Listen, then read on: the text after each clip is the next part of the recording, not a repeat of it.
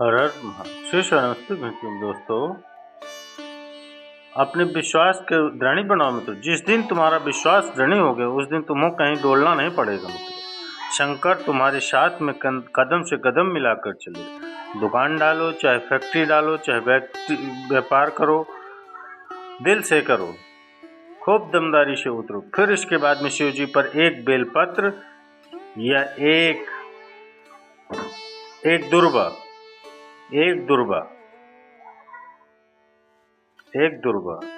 सबसे पहली दुर्वा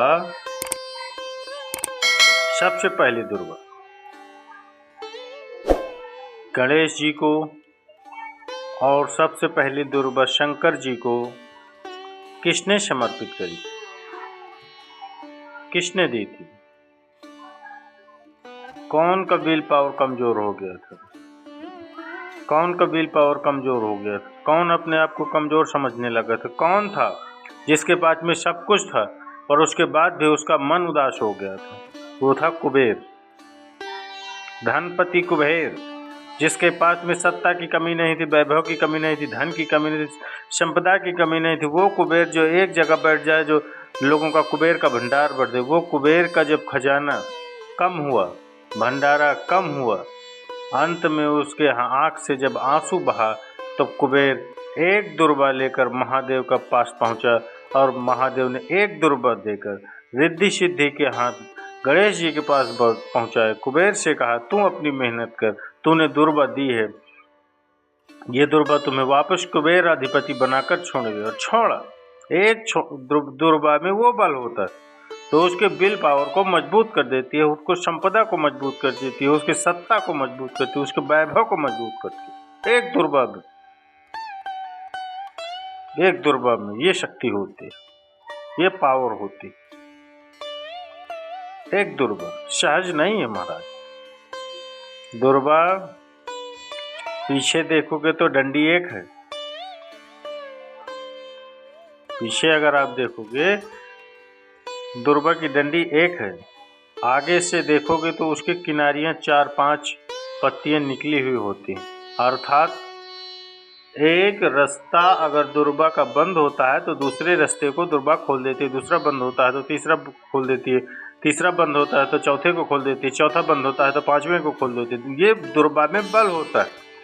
ये जब महादेव को हम अशोक सुंदरी की ओर डंडी कर पत्तियों का मुख उधर कर एक शिवजी के ऊपर समर्पित करते हैं, शिवजी पर समर्पित करते हैं। कैसे मित्रों, ध्यान से एक बार और समझ लेना है। डंडी का मुख अशोक सुंदरी की तरफ होना चाहिए, पत्तियों का दूसरी तरफ होना चाहिए, और शिवजी पर हम समर्पित करते हैं और 1 लोटा जल समर्पित करते हैं और 3 महीने लगातार हम इसका प्रयोग करते हैं मित्रों।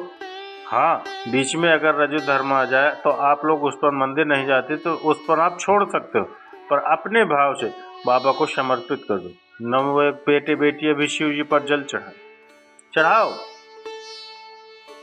करो शंकर का गुणगान। जिसने भी बाबा पर विश्वास कर करके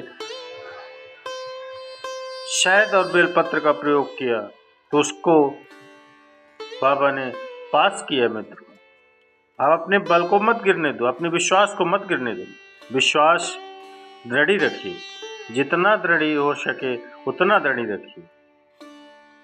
रोग आ गया, बीमारी आ गई, कोई बहुत बड़ी बीमारी घर में आ गई, तकलीफ बढ़ गई है, विल पावर पर मत गिरने, आ गई ना बीमारी, आपने सुना होगा सबसे कठोर लोहा होता है, लोहे की तलवार बनती है, गुप्ती बनती है, बंदूक बनती है, तलवार से लोगों को मारा जाता है। सबसे कठोर लोहा, लोहे से ज़्यादा कठोर अग्नि जो लोहे को गला देती है, लोहे से ज़्यादा कठोर होती है अग्नि। लोहे से ज़्यादा कठोर कौन? अग्नि। अग्नि से कठोर होता है पानी। 1 लोटा पानी डाला, अग्नि बुझ गई। लोहे से कठोर अग्नि, अग्नि से कठोर पानी, पानी से कठोर होता है मनुष्य जो लोटा भरकर निगल जाता है। जरा विचार करिएगा, ये मनुष्य अग्नि से, पानी से, लोहे से भी ज़्यादा कठोर होता है जो पानी को पचा जाता है। मनुष्य से ज़्यादा कठोर होती है बीमारी जो अच्छे पहलवान और सूरमाओं की बीमारी निकल जाती है। अच्छे अच्छे सूरमाओं को, अच्छे अच्छे पहलवानों को बीमारी निकल जाती है। बड़े बड़े हीरो हीरोइन को, माइकल जैक्सन जैसे हीरो जिन्होंने खूब फिल्में बनाई, बीमारी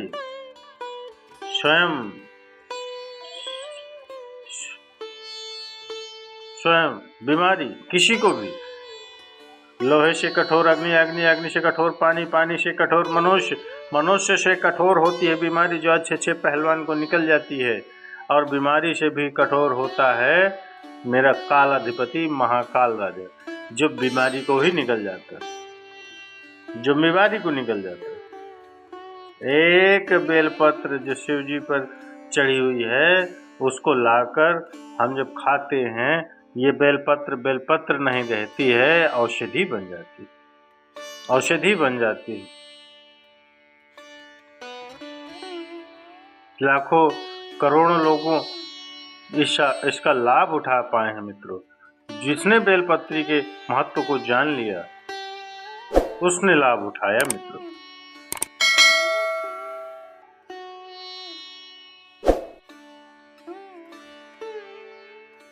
चलिए मित्रों, मैंने आप सभी शिव भक्तों को दुर्वा का विशेष प्रयोग बताया, जिसके करने से आपकी धन की जो भी समस्या है वो अवश्य दूर होगी। तो चलिए मित्रों, मिलता है अगली वीडियो अगली उपाय में। तब तक के लिए हर हर महादेव।